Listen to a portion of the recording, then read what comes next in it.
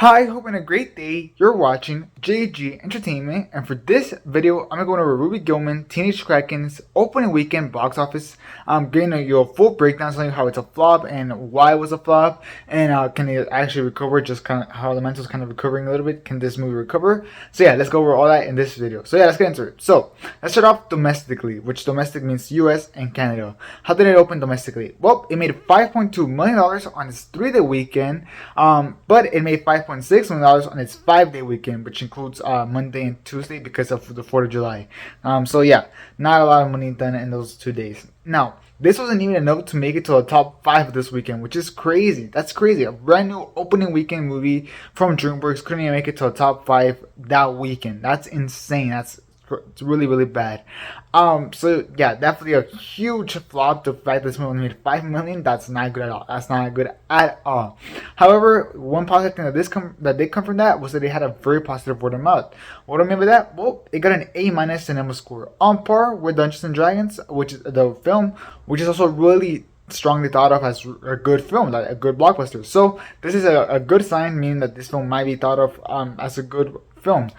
So yeah, that's good. It does have 69% of Rotten Tomatoes, not super strong, but not bad either. It's definitely still fresh, so that's pretty good. And 83% on the audience score on Rotten Tomatoes, so that means that the audience definitely seems to be liking it. Not like loving it, it's not a 90%, but an 80% on anything over 80% is pretty good. So yeah, that's really good. Audience is liking it. However, it doesn't have much audience, which is the problem. Now, this fairly positive, strong word of mouth could give it legs, which would be super good because this movie definitely needs legs.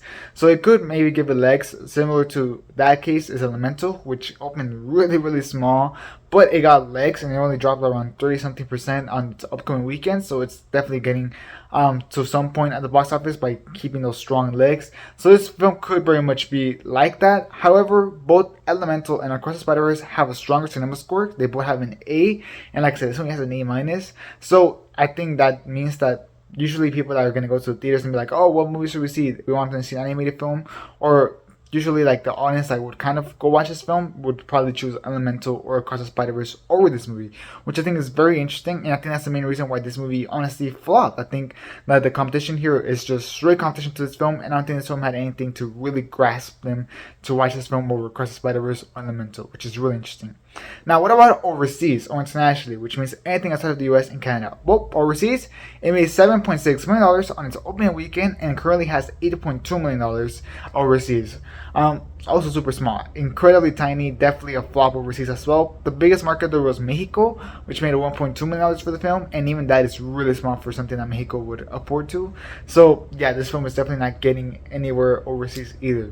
So what about globally? It's global box office worldwide, both domestic and overseas. Well, globally, the film has made $12.8 million, or it made $12.8 million on its opening weekend, but it currently has $13.7 million.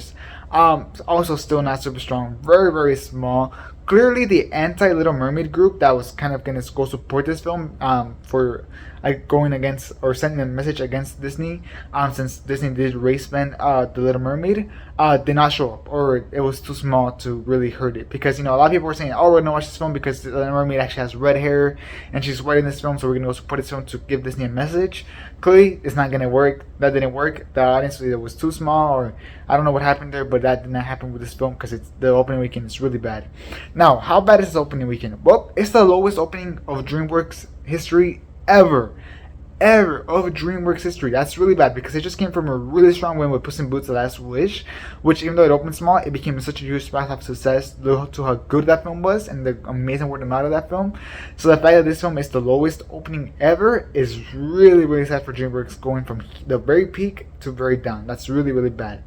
Now, the budget of this film, luckily, it wasn't super expensive. It only costed $70 million, but even with those $70 million, that's a very, very big flop. Now, for context of how the budget compares, Elemental costed $200 million, so you see that, and Spider-Man Across the Spider-Verse costed like around $120 million, so it's the lowest one of that, so that's good. At least they saved the budget on that, but that's still really bad. What I mean by that? Well, even if this movie managed to triple its box office, it would only make $38.4 million, which is only around half the budget of this film. And that's not even into account marketing. Marketing is separate from the actual budget of the film, so not even taking into account the marketing. So that's really, really bad. I fully expect this one to hit PVOD after 17 days, just because Universal does that with films that are kind of smaller, and this film is definitely a smaller film, and I don't think it's gonna have legs in theaters either.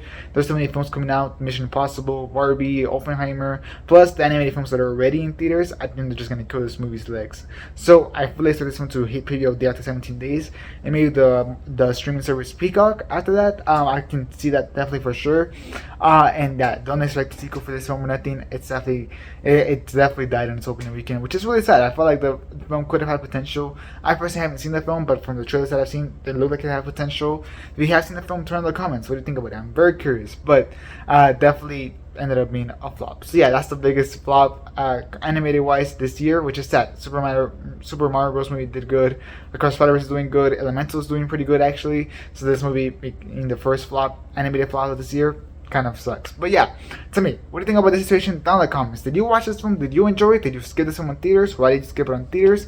Very curious to me. All of that down in the comments, as well as please leave a like and enjoy this video. It's very helpful to have likes on box office breakdowns because they really recommend the videos to a lot more people. So please leave a like and subscribe to a lot more content like this. Doing box office breakdowns takes a lot of time, so subscription would definitely help. So please subscribe for all that content. And yeah, that'll be it for this video.